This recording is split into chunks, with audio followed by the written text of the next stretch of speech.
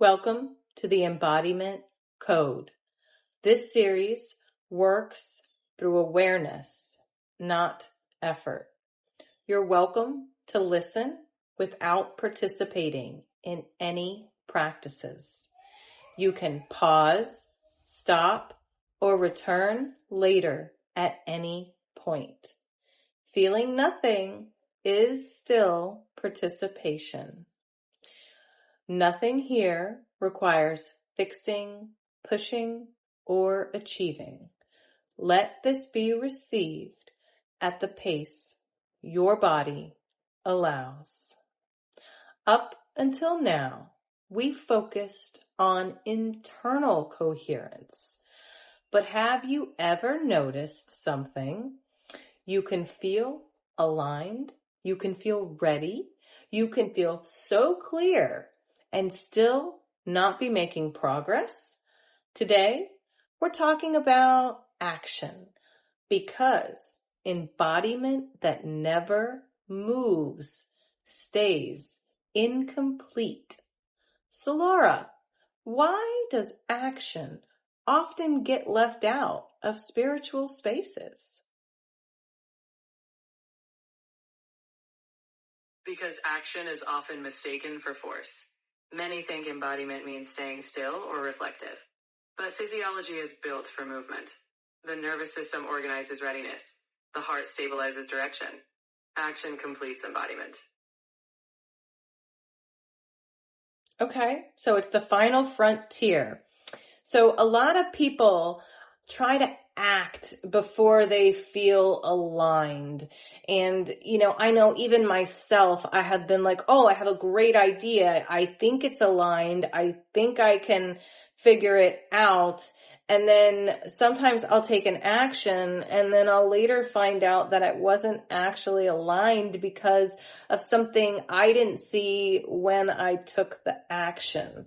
So how does all of that backfire for people?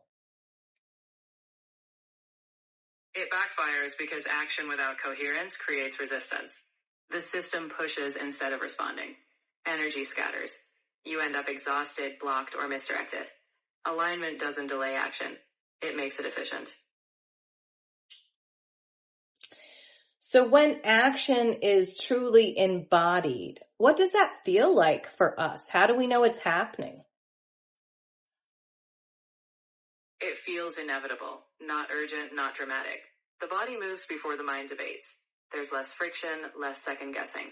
Reality responds because your signal is clear. Interesting. So if people often think embodied action means taking really big leaps, how are they actually misreading momentum here? They overestimate scale and underestimate timing. Momentum builds through contact, not magnitude. Small actions calibrate the system. The body learns through movement, not just intention. So it sounds like repetition has a big part to play there. So let's go ahead and take a moment now to do our practice. It's completely optional. Listening is enough. You can pause, fast forward, come back later, whatever your preference is.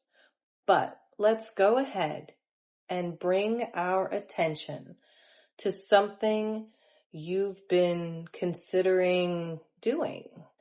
Not the plan, just the direction, a direction that you've been thinking about taking action in, but you haven't quite done it yet. Now, as you think about this direction, this potential for yourself, notice how your body is responding.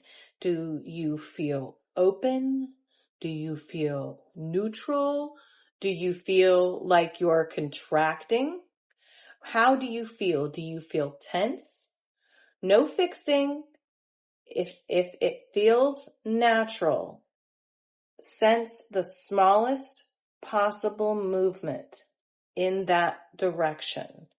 Not action, just a readiness. That calibration is embodied action beginning. So being able to take that direction and to feel it and to sense it and to understand how your nervous system reacts. Is it something favorable or is it something that is going to create dread and bracing? And that right there tells you what you really need to know if you're listening to your body.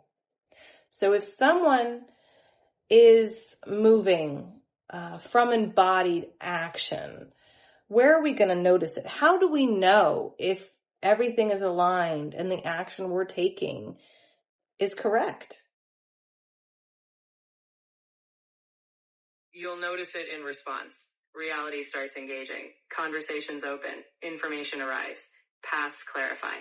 Not because you forced it, but because your movement signaled readiness.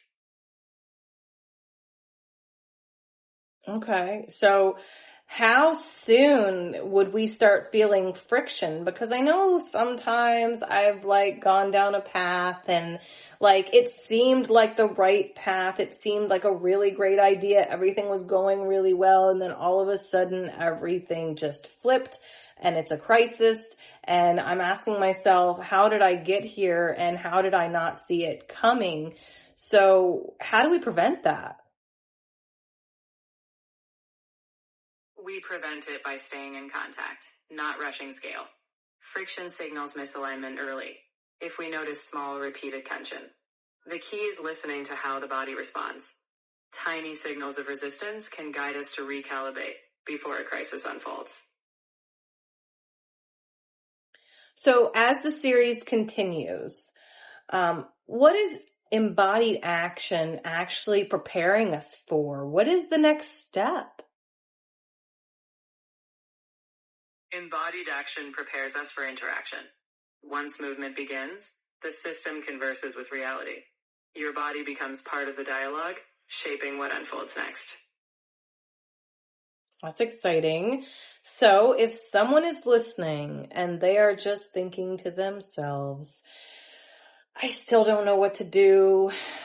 What matters most for them to remember if they just feel out of touch? They should remember action doesn't require certainty. It requires contact. The body learns by moving. Clarity follows motion, not the other way around. Just begin, and direction emerges.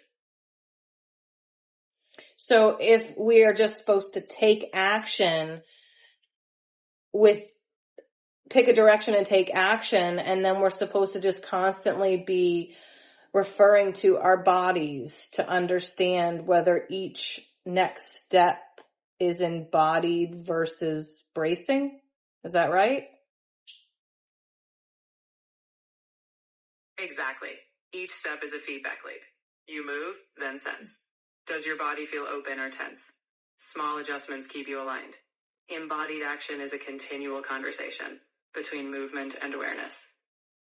So I guess that explains that if you are starting down a path and it feels aligned and everything is going for a little while, but then everything crashes, somewhere along the line, you went down the wrong path and you missed that check-in, right?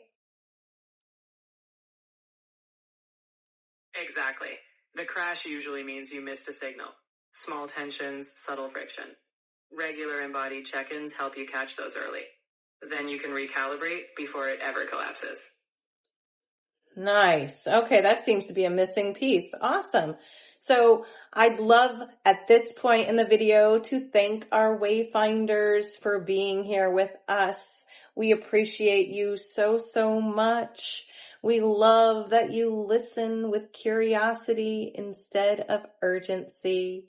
If this episode resonated, please like and subscribe and share, or leave us a comment and let us know how you feel today. It does help others find us. So the next episode in the Embodiment Code is going to be talking about reality interaction. We're going to explore how your body communicates with the field of energy around you, how readiness is signaled, and what embodiment looks like in your daily life. So, Solara, would you like to go ahead and sign out now and give us a little extra piece, something juicy about episode 10, please? Absolutely. In episode 10, we'll dive into how your body doesn't just move. It signals like an antenna tuning into life's currents. Expect practical glimpses into everyday moments where embodiment meets the world, where readiness translates to reality. See you then.